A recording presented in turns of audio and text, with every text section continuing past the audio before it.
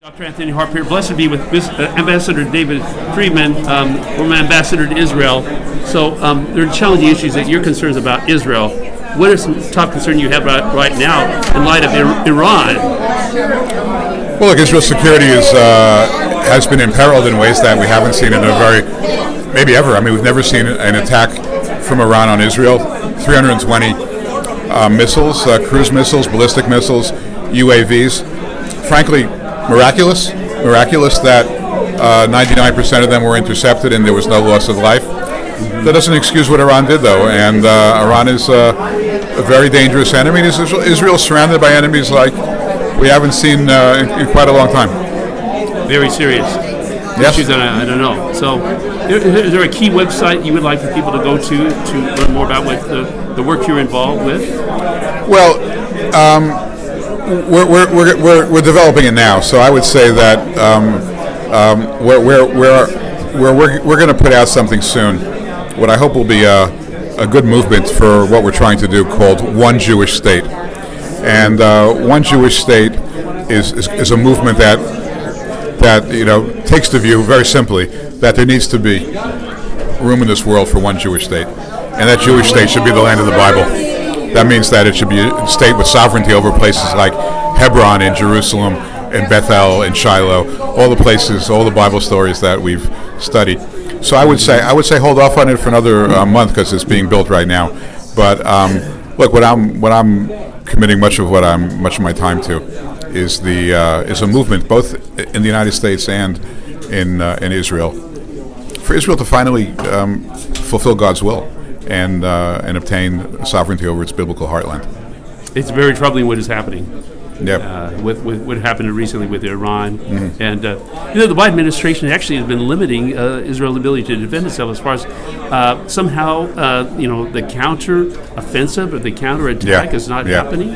Yeah, it doesn't make any sense. Look, if some protester got up and shot a policeman and he was wearing a bulletproof vest, so he survived, you would still chase down the person and put him in jail. Well, the fact that Iran, shot 300 missiles at Israeli civilians and they happen to have been intercepted is not a reason to let Iran off the hook. I mean, there should be a retaliation, and I think America has no business interfering with that. Do you think that's really what would happen if former President Trump was in position? I'm quite sure that it wouldn't. Blessed to be at a special event about Israel, and Paula White, you're joining me at this crucial event regarding Israel's history. So what is your top concern about Israel? Why should people defend Israel? Why should they defend Israel? For me, I'm a believer. I believe you stand on the right side of God and the right side of history. There's other reasons. There's geopolitical reasons. There's right reasons, too, for many, many reasons. It's the only democracy in the Middle East. But for me, it's just very clear.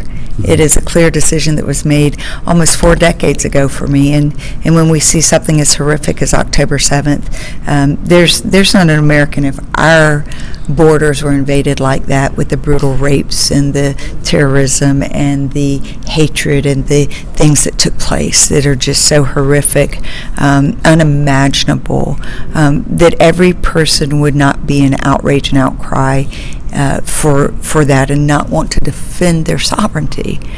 So Israel, I've stood with for 4 decades, and I will always continue to stand with Israel.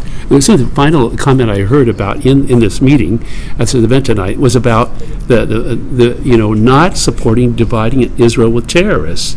This Palestinian state, where the 99-11 vote in the Knesset to oppose any Palestinian state.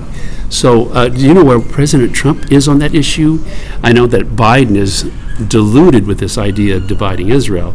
Do you expect President Trump will make a statement soon about this issue of the Palestinian state?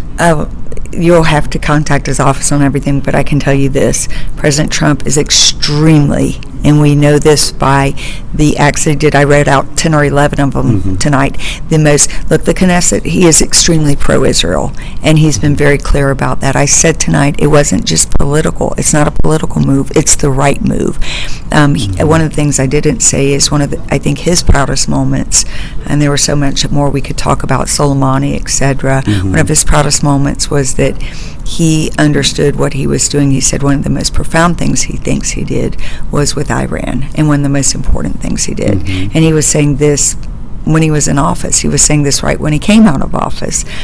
So this is not just now him saying this. He stands with Israel. He stands strong with Israel, and that's been proven.